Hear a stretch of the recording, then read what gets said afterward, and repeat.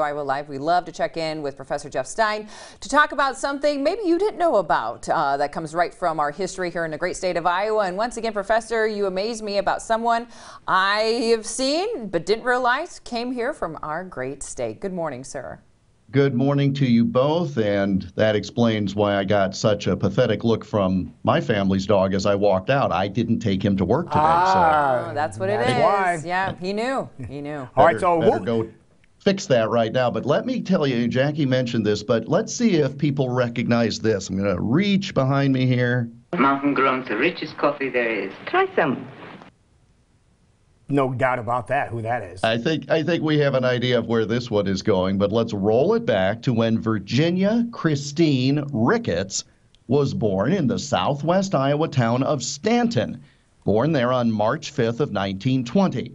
Using the stage name Virginia Christine, that's pretty common, where people change their names. Often it's their first and middle name that becomes their stage name. She had a long career as an actress, including, you may remember this, she played the nosy bigot in the movie Guess Who's Coming to Dinner? Pretty major role.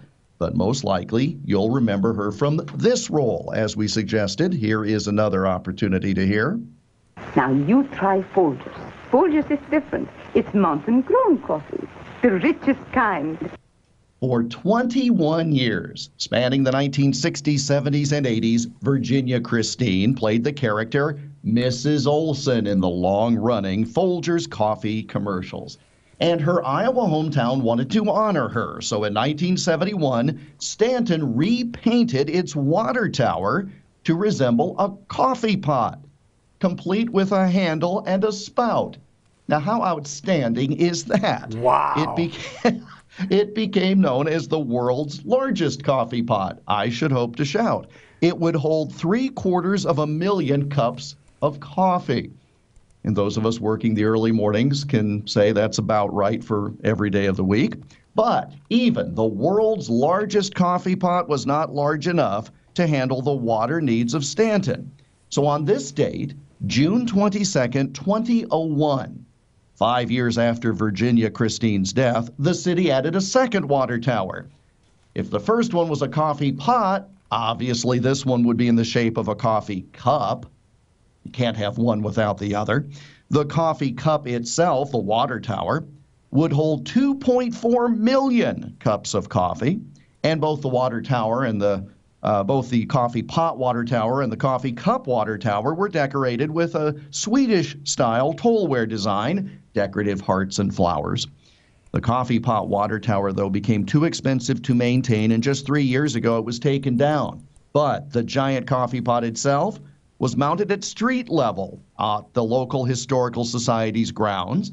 You can go get your selfie taken in front of that any time. And they put it there as a tribute to Stanton native Virginia Christine. Folgers Coffee's Mrs. Olson.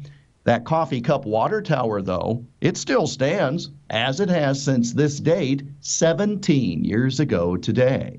How about that? Again, a lot of people not realizing Mrs. Olson is an Iowan. How cool is that?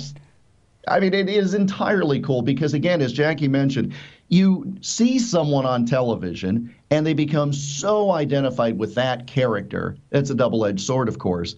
But then to find out, wait a minute, she came from one of the smaller towns in Iowa? That's just outstanding. And it gives us all the thought that, well, next person could be just down the block. Could be you. There you go. See, I'm the kind of the oddball out, being a lover of old films. I know her from Guess Who's Coming to Dinner. As that annoying neighbor, and she does an amazing job. So when I found out, I was like, that's one of my favorite movies, and it's like, oh, she's from Iowa. That's amazing. So I was too young to know what coffee was when she was probably famous for those commercials, but just love knowing that we have incredible people coming from our community all the time. The richest kind. I can't believe it was that long of a period of time, too. I think that's the longevity of her as Mrs. Olson. That's a telltale sign of someone that was really beloved. You know, that's a great point, Lou, because as you think of the commercial spokespersons and how long, I mean, our attention span now is nothing, but you go back to that era and you had Old Lonely, the Maytag repairman. Right. You would have had Mr. Whipple for a certain bathroom tissue. I mean, they're not paying us. Soft, so, yeah, there's no reason for us to mention their name. Don't squeeze it. That's it. So, you know, and wasn't it Josephine the plumber for a dishwashing liquid. I mean, it's certain right. characters, if you're of a certain age from our childhood, they were just iconic. But Mrs. Olson right on the top, the Mount Rushmore of that list. God, I forgot about the dishwashing liquid. You're soaking in it, by the way, Jeff. That's it. Okay. Oh, yeah. The manicurist, man. Yeah, that's it. Yeah. Well, people want to go back and revisit what you just talked about because there are going to be some people who are going to say, you're kidding. She's from Iowa. How would they go about and get their facts straight? You can even hear those little clips for yourself at iowaalmanac.com. Also on Twitter at iowaalmanac. iowaalmanac.com. And what do you know? There's a photo of her there holding a cup of coffee. Who would have thought that? Perfect. All right, sir. Well, you have yourself a dry and safe weekend, and we'll talk to you Monday morning. Be well, guys. Thanks. All right. Thank you. Thank you.